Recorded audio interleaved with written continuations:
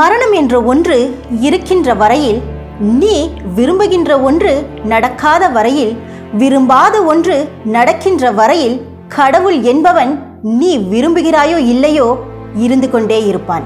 உலகத்தில் மதம் என்ற ஒன்று தோன்றாத போது கற்காலம், காட்டுமிராண்டி காலம், இருண்ட காலம்னு இருந்துச்சு.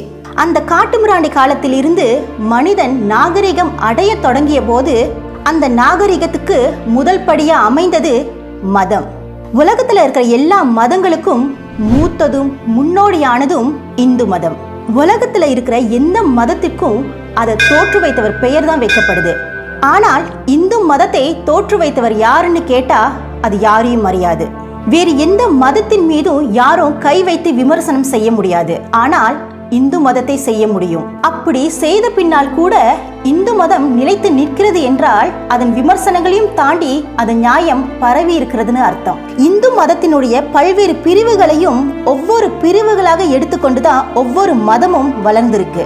கொல்லாமை என்ற இந்து மதத்தின் ஒரு கூறுதான் புத்த மதத்தை உருவாக்கியது. அன்பு என்ற இந்து மதத்தின் மற்றொரு கூறுதான் கிறிஸ்டியன் மதமாகும். எல்லா ரிலிஜன்ல இருக்கின்ற எல்லா தத்துவங்களையும் பார்த்தா அது இந்து மதத்தினுடைய ஒரு கூறாகவே இருப்பதை பார்ப்பீங்க. எல்லா மதத்திற்கும் ஒரு புனித தலம் உண்டு. முஸ்லிம்களுக்கு மெக்கா, கிறிஸ்டியன்களுக்கு வாட்டிகன், அதுபோல இந்து மதத்திற்கு காசி. உலக வாழ்வியலை உணர்த்தும் நகரம் காசி. காசியின் ஒரு முனையில காசி விஸ்வநாதருக்கு பூஜைகள் புனஸ்காரங்கள், மறுமுனையில எரியூட்டப்படுகின்ற பிணங்கள் என்று காசிக்கு வேறு முகமும் இருக்கு. இந்துக்களாக பிறந்த எவரும் அட்லீஸ்ட் லைஃப்ல ஒரு முறையாவது காசி யாத்திரைக்கு செல்லணும்னு ஆசைப்படுவாங்க. அப்படி செஞ்சா கடவுளை அடைஞ்சு விடலான்னு நினைக்கிறாங்க. இவர்களுக்கு முற்றிலும் மாறாக சிலர் வேறு விதமாக கடவுளை அடைய முயற்சிக்கிறார்கள். அதில் முக்கியமானவர்களில் அகோரிகளும் அடங்குவார். யார் இந்த அகோரி? ஏன் மனுஷ நாகரிகத்துக்கு அப்பாற்பட்டு நடந்துக்கிறாங்க? வாங்க பார்க்கலாம். இது மெய்ப்பொருள் தேடி. நான் அனுஷா.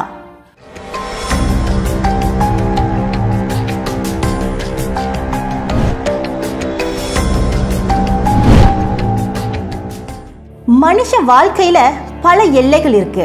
அது அனைத்தையும் உடைத்து வாழ்பவர்கள் தான் அகோரிகள்.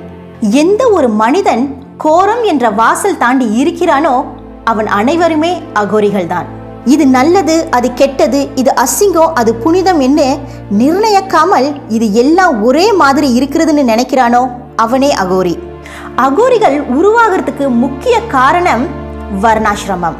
இந்த வர்ணாசிரமத்தை 4 பிரிவுகளாக பிரிக்கப்படுறாங்க. பிராமின்ஸ் பூஜை புனஸ்காரத்திற்காக படைக்கப்பட்டவங்க. க்ஷத்ரியா ரூலர்ஸ் அண்ட் வாரியர்ஸ் வீரர்களாகவும் மன்னர்களாகவும் இருக்கிறதுக்காக படைக்கப்பட்டவர்கள். வைஷ்யாஸ் ட்ரேடர்ஸ் வியாபாரிகள் மணி லேண்டர்ஸ் இருப்பதற்காக படைக்கப்பட்டவர்கள்.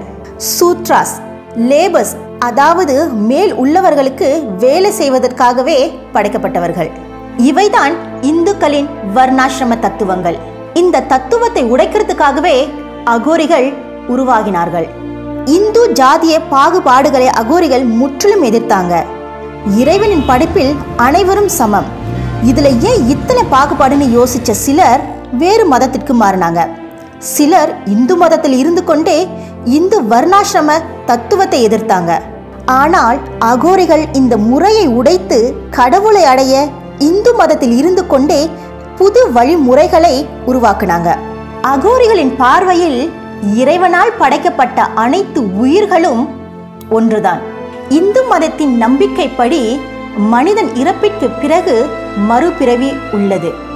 அதுதான் செயின் ஆஃப் ரீபர்த்னு சொல்லுவாங்க.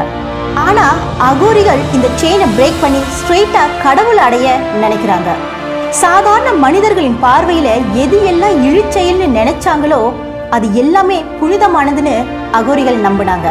குறிப்பாக இறந்த பெண் சடலத்துடன் உடல் உறவு வச்சுக்கிறது, நெருப்பில் எரியும் மனித உடல் பாகங்களை சாப்பிடுவது, சுடுகாட்டில் உள்ள சாம்பலை உடலில் பூசுவது, ஆடையின்றி நிர்வாணமாக அலைவது, மண்டை ஓட்டுகளில் சாப்பிடுவது மற்றும் தண்ணீர் அருந்துவது. இது மூலம் அகோரிகள் இந்த உலகத்துக்கு என்ன சொல்ல வராங்கன்னா, மனித பிறவியில உயர்ந்தவர்கள் தாழ்ந்தவர்கள்னு கிடையாது. யாரு வேண்டுமானாலும் கடவுளை அடைய முடியும். அகோரிகளை பொறுத்தவரை இந்த உலகமே ஒரு மயான பூமி தான். மரணம் என்ற ஒன்று தவிர்க்க முடியாத யதார்த்தம். இத நினைவூட்டும் சூழலிலேயே இவங்க வாழ்றாங்க. தங்களின் வாழ்க்கையை இறைவனுக்காகவே அர்ப்பணிக்கிறாங்க. எல்லாராலும் அகோரிகளா மாற முடியாது. அதுக்கு கட்டுப்பாடுகள் நிறைய இருக்கு. தகுதி இருப்பவர்கள் மட்டும்தான் அகோரிகளாக அனுமதிக்கப்படுவார்கள். அகோரிகளாக தேர்ந்தெடுப்பவர்களுக்கு தீட்சை ஒரு சுப தினத்தில் தரப்படுகிறது. அதற்கு கிரகண நாட்கள் மிக உகந்த நாட்களாக கருதப்படுகிறது. மக்கள் தங்களை வழிபடுவதையும் கோரிக்கையுடன் வேண்டுவதும் அகோரிகள் ஊக்குவிப்பதில்லை. ஆனால் காசியில சில போலியான அகோரிகளையும் பார்க்கலாம்.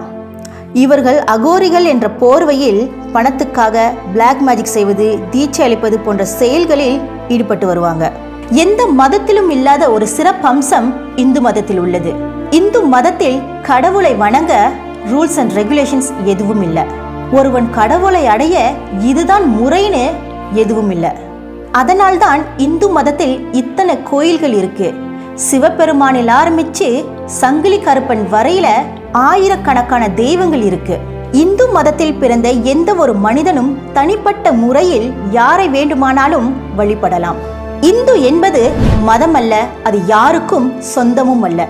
அது ஒரு வாழ்வியல் முறை. இது மெய்ப்பொருள் தேடி மற்றொரு திரையில் நான் உங்களை சந்திக்கிறேன்.